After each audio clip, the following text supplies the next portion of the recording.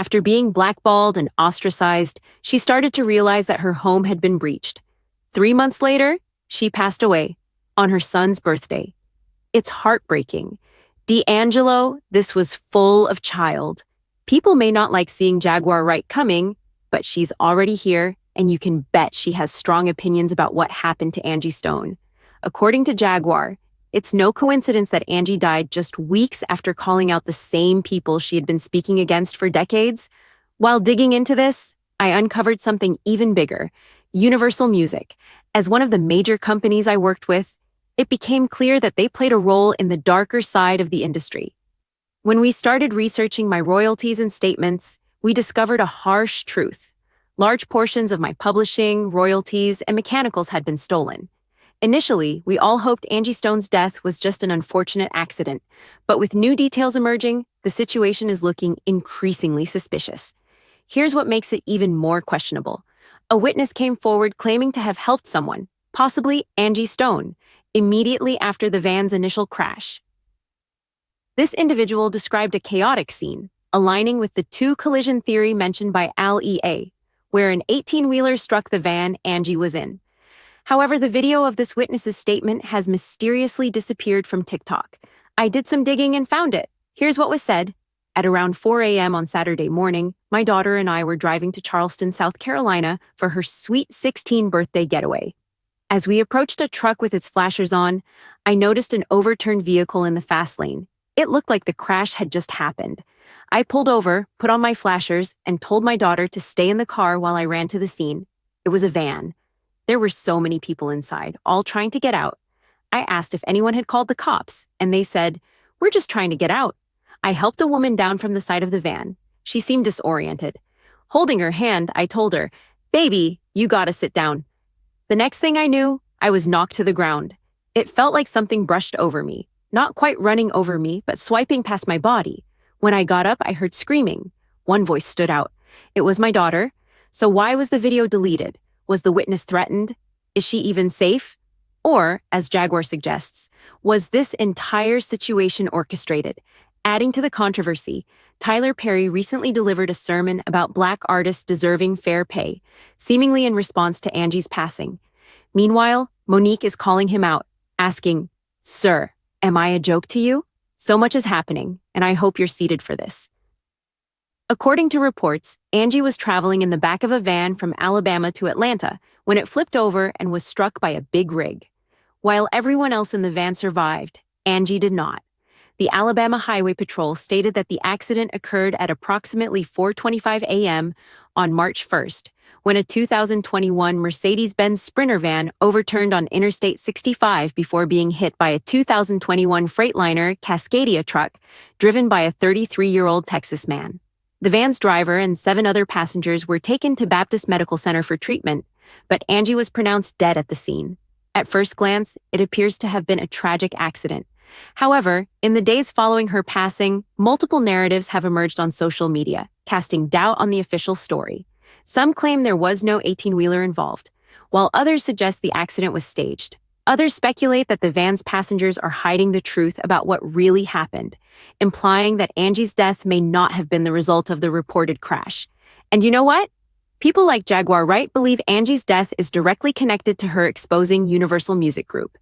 Angie's connection to Universal Music Group, UMG, dates back to 1990, when she became a songwriter for MCA. At the time, MCA Inc. was the parent company of MCA Records, which later rebranded as Universal Studios Inc. in 1996, with its music division becoming UMG under MCA Universal. Angie signed as a songwriter and also formed the R&B trio Vertical Hold.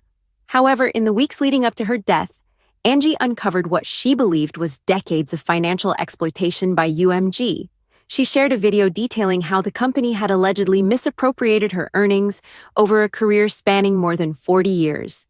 In the video, she revealed that while battling a severe blood infection that forced her to pause touring, she discovered alarming irregularities in her financial records. She claimed that UMG had been collecting all her publishing royalties and mechanical rights without her knowledge, leaving her with little to show for her decades of work. After 40 years in this industry, I started asking, where are my royalties? I wasn't receiving them.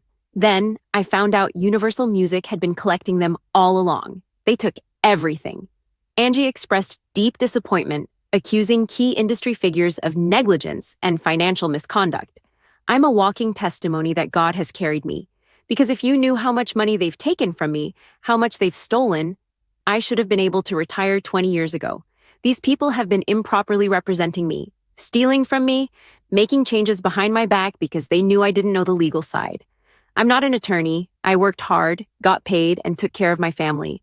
I trusted the professionals, the attorneys, managers, and agents to handle that side of things. Determined to reclaim what she believed was rightfully hers, Angie said she was taking action against UMG to secure her earnings for her children and grandchildren. She also warned other artists about the industry's deceptive practices. Universal Music, you're going to have to give up my coins.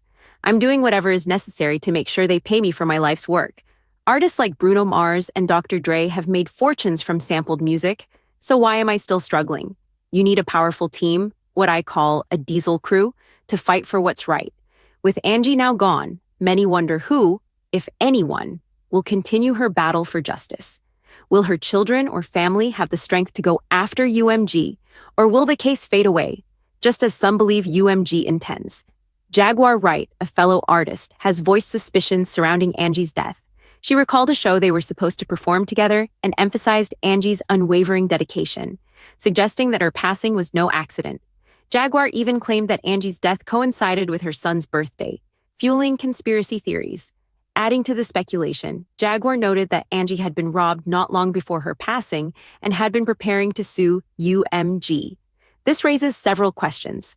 What was stolen from her home? How far did she get with her lawsuit? Could the burglary or her death be connected to her legal battle? Jaguar and many others believe foul play was involved. While some may dismiss these claims as conspiracy, there are lingering uncertainties. For instance, a witness who claimed to have helped someone, possibly Angie, immediately after the crash later deleted her video. Why? Did she receive a warning? Was she pressured to take it down? In her deleted account, the witness described an 18-wheeler crossing the median into oncoming traffic before hitting another vehicle. She recalled telling her daughter, "We've got to get to the hospital. I can't breathe." She later clarified that she wouldn't post footage of the crash out of respect for the victim's family. Angie's death has also reopened wounds for others, including Monique, who took to social media to criticize Tyler Perry's tribute. Tyler Perry's emotional eulogy for Angie Stone sparks industry critique and a response from Monique.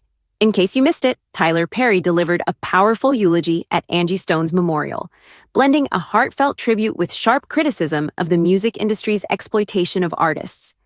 As he stood before a grieving audience, he honored Angie while condemning the systemic injustices that denied her, and so many others, the financial rewards they deserved.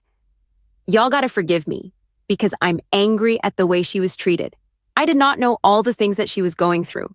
Recently, I found out, because I'm not on Instagram, I'm not being hooked and manipulated by an algorithm telling me what to think and how to feel so I don't see everything. But to think that this woman was in the business for all of these years, and there's a difference between performing because you want to and performing because you have to. All of those years, all of those songs, all of that money that was owed to her, where is it? It's wrong. It is wrong. And I'm tired of seeing us struggle and go through things, working hard and not reaping the benefits of what we were supposed to reap. Perry spoke not just as a filmmaker and media mogul, but as someone familiar with the industry's inner workings. He acknowledged the toll it took on artists like Angie Stone, musicians who shaped generations, yet saw little financial reward for their impact. During his speech, he referenced Angie's song, $20, a haunting reflection on financial hardship. He used it as a metaphor for the broader issue, reminding the audience that Angie's story wasn't unique. Countless artists, particularly Black ones, have been denied rightful earnings while corporations profited from their work. But then, Monique stepped in with a response. The comedian and actress took to social media, first offering condolences to Angie Stone's family. But she didn't stop there. She addressed Tyler Perry directly, calling out what she saw as hypocrisy in his speech. "Sir, you really need to look in the mirror, because the things you are condemning are the same things you did to me." She outlined 4 key points. Hypocrisy in his stance.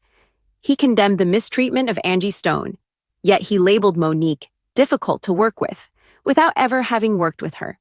Broken promises. She claimed Perry admitted he was wrong in a recorded conversation but never made the public apology he promised her in 2016. Unfair treatment. While speaking about artists being denied financial benefits, Perry allegedly asked Monique to promote Precious for free, without a contract or compensation. A call for accountability. She reminded Perry of his own faith-based message, questioning his responsibility to act with love and truth. She ended with a pointed message: "I hope your words at Angie's funeral inspire you to correct the wrongs done to my family and me. You have the power to do so. As you shared biblical teachings, please remember, what will it profit a man to gain the whole world but lose his soul?" Mark 8:36. We await your response. Whew, she did not hold back. But will Tyler Perry respond? That remains to be seen. What do you think? Was this the right time for Monique to bring up her grievances? And what are your thoughts on the speculation surrounding Angie's passing? Could there be more to the story? Drop your thoughts in the comments below.